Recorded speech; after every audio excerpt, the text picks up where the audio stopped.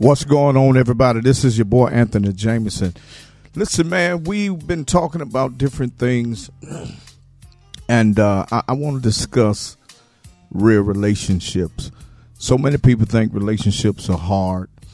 Relationships are not hard, but you definitely have to put in the hard work. And the hard work is getting along with each other, trusting each other, loving each other.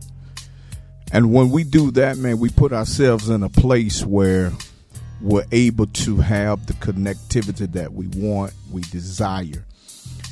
There are so many people looking at other people's relationships, and you really don't know the dynamic of what they've had to go through to have what they have. So that's why you got to be careful with that.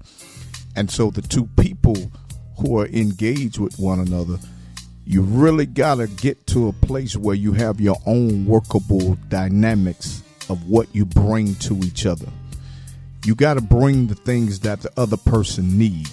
You got to bring the things that the other person may have a desire for.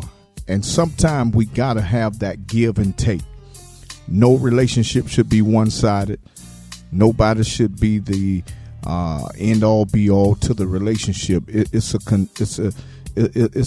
a situation where you're joined together and you're trying to reach the higher level of that relationship, which would be marriage. And so even before getting to that point, man, we got to learn how to be friends. We got to learn how to really like each other.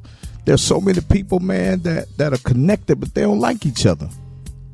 And so when something happens in that relationship, you know, you got to think about all of the past trauma that we may have had, the triggers that are there. And these are the things that we don't consider. These are the things that we don't look at. And so when something happens, it creates such a volcanic circumstance that just blows up. And then you end up going into what I like to call survival mode. And when you go into survival mode, it's really, you know, the survival of the fittest. And so you start doing things that make you better, make you feel better, because you know you may be trying to exit that relationship and the other person may do the same thing. And so what ends up happening, you end up now, rather than being together on things, you end up becoming enemies to each other, and you become toxic. You become very adversarial towards one another, and that's not a good space to be in. That's not a good space at all to be in. And so when you think about it, you know, the two people got to really know what they want. What am I doing here? What's my goal? What's my aspirations of this relationship? What do I want to get out of it? And if it's not feasible for you, then perhaps you need to exit it as quick as possible, because you're only going to damage somebody or perhaps damage yourself. And so there are different things where you got to deal with. You got to deal with your own abandonment issues. You got to deal with your own trauma.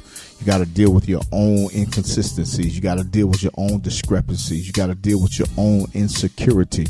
And there's so many people that don't deal with that stuff, and it finds its way into your relationship. And so you find it difficult to navigate through. But listen, I want to encourage you to tell you that it can be done. You just got to know who you are and know who you're dealing with, and be open, be honest, be accountable, and the things you desire to get out of that relationship, man, you'll get it. But first you got to put it all in. So many people are trying to get stuff out of a relationship that they never put anything in. So I want to encourage you, keep going.